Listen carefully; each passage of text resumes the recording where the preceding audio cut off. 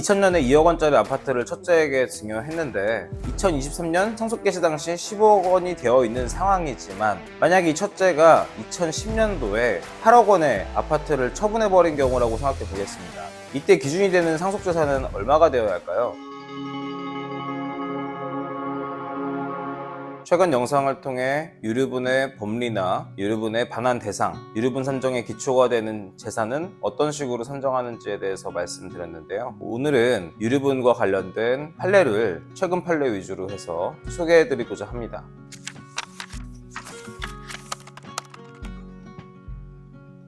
첫 번째 소개해드릴 판례는 증여받은 부동산을 수증자가 도중에 처분해버린 경우에 있어서의 상속재산 산정 방법과 관련된 것으로 최근 대법원 판례가 바뀐 부분이 있어가지고 이를 소개해드리고자 합니다. 먼저 이론부터 다시 말씀드리면은 금전으로 증여가 이루어진 경우에 재산 산정 방식은 어떻게 될까요? 부친이 자녀 A에게 2000년에 2억 원을 증여하고 2023년에 사망하였다면, 그리고 이때 부친이 다른 재산이 없었으며 또 다른 자녀인 B에게는 한 푼도 물려주지 못한 채 상속이 개시되었다면 부친이 자녀 A에게 준 2억 원은 그냥 2억 원으로 계산하면 되는 것인가요? 그렇다면 B가 주장할 수 있는 것은 법정 상속분 2분의 1에 2분의 1을 곱한 값인 4분의 1이 되므로 5천만 원이 되게 될 것인데요. 23년이라는 시간의 흐름을 고려했을 때 그대로 2억 원만 반영하기에는 부당한 것이 아니냐, 이런 생각이 들 수 있습니다. 이와 관련해서 대법원은 과거부터 일관되게 화폐의 경우에는 물가 변동률에 따라 상속 개시 당시의 화폐 가치로 환산하여 증여재산의 가액을 산정해 왔습니다. 즉 2억 원에 23년 동안의 물가 상승률이 곱해지는 것이죠.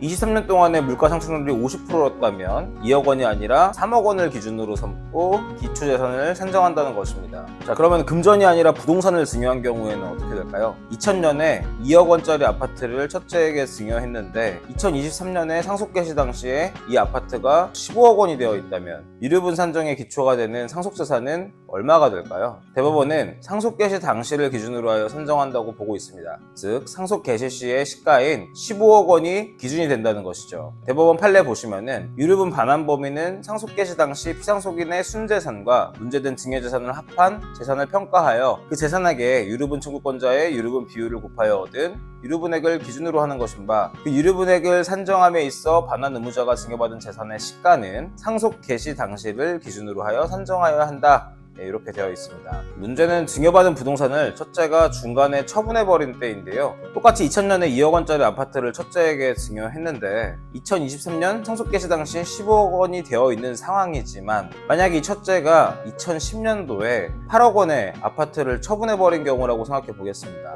이때 기준이 되는 상속재산은 얼마가 되어야 할까요? 이 부분이 최근에 판례 변경이 있었던 부분입니다. 과거에는 대법원은 상속인이 도중에 재산을 처분한 경우라 하더라도 재산의 시가를 상속 개시 당시를 기준으로 한다고 보고 있었습니다. 즉 2023년 상속 개시가 되었다면 2010년에 8억 원에 팔았다고 하더라도 2023년 기준의 시가인 15억 원을 기준으로 삼는다는 것입니다. 그런데 2023년 5월 18일에 나온 판결에서 이와 같은 견해를 바꾸게 되는데요. 이 판결을 보시면 증여재산의 가액 산정 방법은 법원의 해석에 맡겨져 있는데 상속 개시 시까지 수증자가 재산을 보유하고 있는 경우와 달리 도중에 재산이 처분된 경우에는 이라고 전제를 한 다음에 유류분 제도는 피상속인의 재산 처분 행위로부터 유족의 생존권을 보호하고 법정 상속분의 일정 비율에 해당하는 부분을 유류분으로 산정하여 상속인의 상속재산 형성에 대한 기여와 상속재산에 대한 기대를 보장하는 데 그 목적이 있는 것이고, 수증자가 재산을 처분한 후 상속개시 사이에 그 재산의 가치가 상승하거나 하락하는 것은 수증자나 기타 공동상속인들이 관여할 수 없는 우연한 사정인데, 그럼에도 상속개시 시까지 처분재산의 가치가 증가하면 그 증가분만큼의 이익을 향유하지 못하였던 수증자가 부담하여야 하고, 감소하면 그 감소한 만큼의 위험을 유류분 청구자가 부담하여야 한다면 상속인 간 형평을 위하여 마련된 유류분 제도의 입법 취지에 부합하지 않게 된다는 이유로 도중에 수증자가 재산을 처분한 경우에는 처분 당시의 가액을 기준으로 그 뒤 상속 개시 시까지의 물가 변동률을 반영하는 방식으로 유류분을 산정해야 한다고 판단했습니다. 논거가 그렇게 합당해 보이지는 않지만 법에서 정확히 정하고 있는 부분은 아니기 때문에 법원의 해석을 통해서 판단할 수 있는 부분인 것은 맞고요. 무엇보다 부동산 폭등기를 겪으면서 기존의 재산을 처분해버린 수증자들이 자기가 팔아서 받은 돈보다도 더 많은 돈을 반환해야만 하는 그런 상황들이 연출되다 보니까 판례의 변경 요인이 되지 않았을까 생각이 됩니다.